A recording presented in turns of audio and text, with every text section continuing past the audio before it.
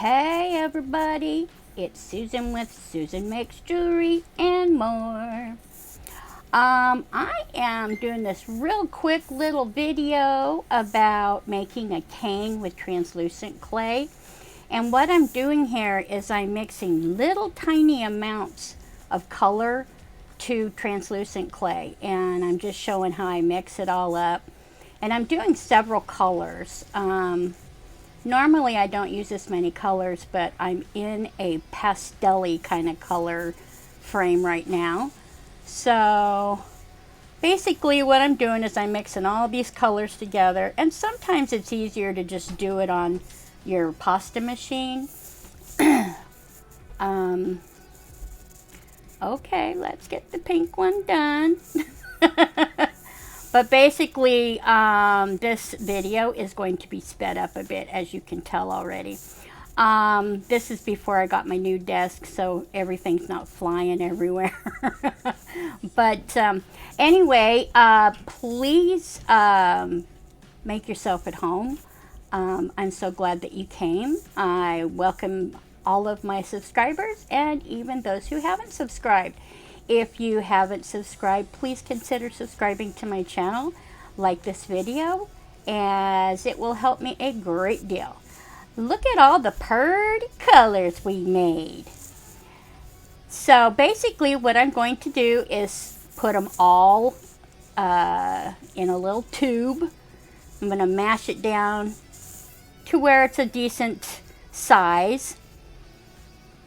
See? And then each color will get wrapped in white clay, just plain white clay. That's going to show the outside of the color, because your translucent clay is just going to be a very light color. It's not going to be a real slap you in the face, and that's why I just added a small bit of color to the translucent. I wanted it to be a softer look. And my daughter actually helped me on this part. My filming area is just not really great, so sometimes she helps me out with my filming. But here I'm showing where I'm taking each one of these little plugs and I'm wrapping them in white clay.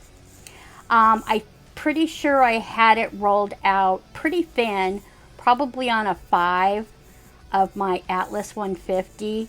That is working thinner. 1 on mine is thickest. And what is the thinnest? I think 7. But that like shreds the crud out of my stuff. So I usually, 6 is about as far as I can go.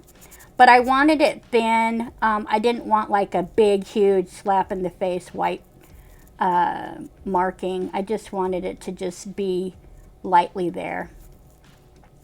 So after I get all of these wrapped up in white, then I'm going to kind of bring them out longer. Oh, come on with it already. There we go. So see, they're all done now. So now I'm going to roll them out. Can't believe I did that many colors. It's been a couple of months since I've done this one. Let's see. So I am going to roll these out. I'm going to choose how I want them to be stacked, because I'm going to stack it like in a square. So it will be in a square form. So I want to decide which colors I want with what, that type of thing. And I want them all to be basically the same height and width. Come on, you can do it.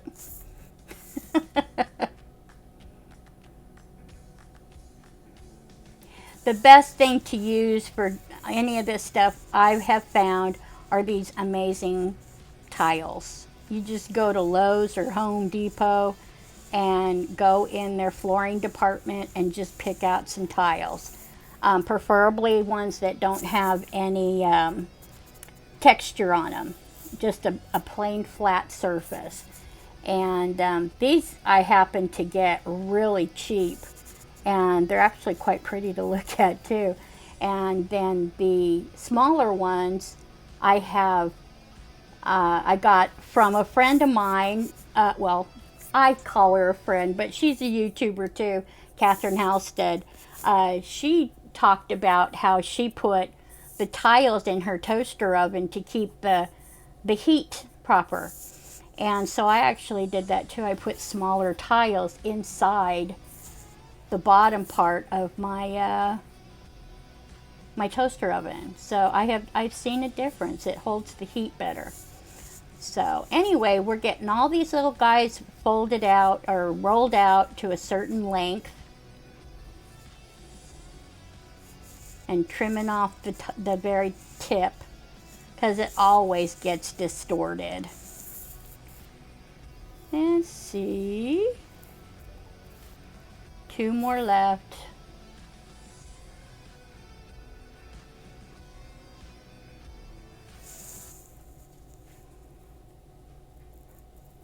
See, we got all of them together now.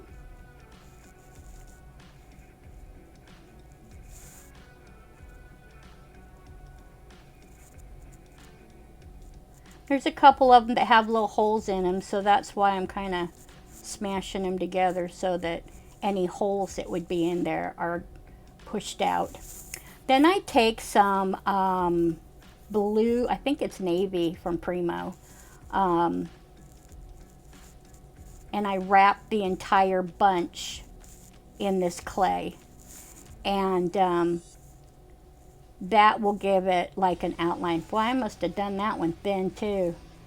Yeah, I think it was pretty thin. Didn't have it big enough. Doggone it. Oh, that's okay. We'll roll out some more. I never waste any clay. I always make sure that I use every little snippet.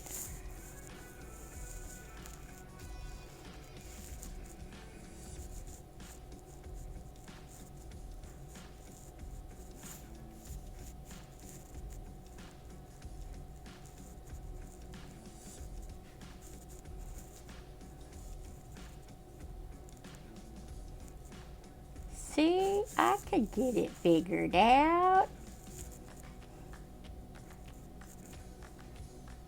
See, doggone, I'm good. So then at that point, we then start to reduce. Now this turned out to be a humongous cane, as you can already tell. It's already big as it is. And yeah, I'm just filling in little holes. You can't even tell after it's all done. It just all blends together. And when you're doing a square or any kind of angle like this, whoo, it fell off my stuff. Anyway, it's easier to do it with the roller, but you got to make sure that you do it evenly, give it even pressure, because the outsides will go before the middle, so you have to be really careful when you're reducing. I don't know why I did. There you go. Cut that little sucker in half. But it depends on what you want to use the cane for. I wanted to use it for jewelry, because that's generally what I make is jewelry. So yeah, I cut it in half so it's not such a big chunk to work with. I think I still have a bunch of that stuff left too. So anyway,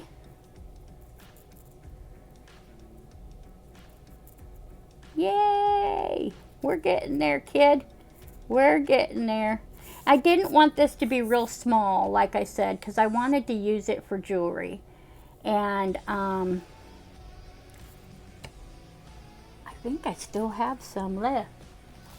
So I made quite a big slab.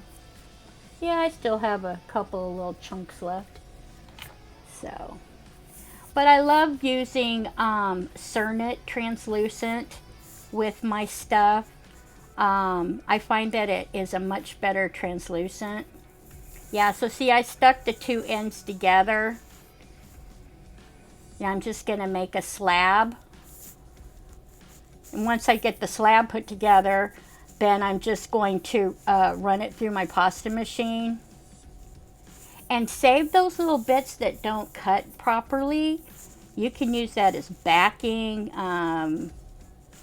You can use them as beads. I mean, there are so many different ways you can use it. So, don't waste them. Anytime you have junk clay or stuff you don't like that turned out, use them for beads.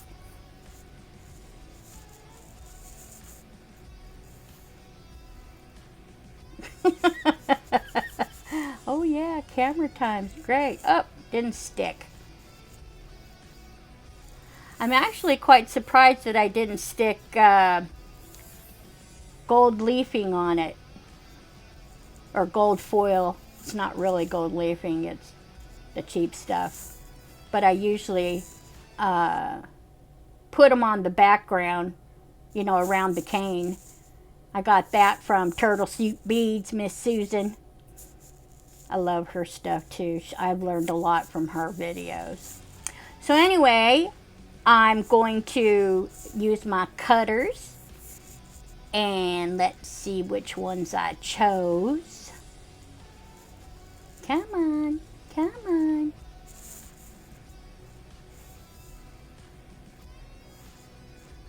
Don't look underneath there, it's nasty. I'm pretty sure I made this right after I moved into our new place, and it was a mess. And then my husband, darling that he is, bought me a nice work table. And I got everything spread out on it. I love it.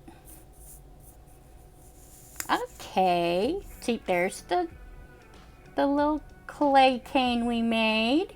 And here are the cutters, or the things that I used.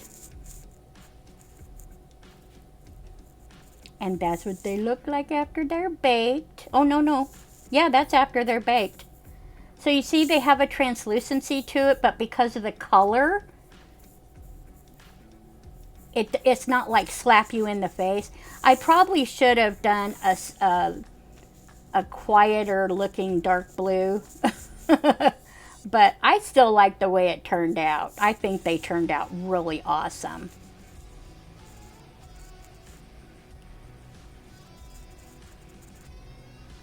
Cool, huh? Yeah, before cooking, after cooking. And then I coat them with resin.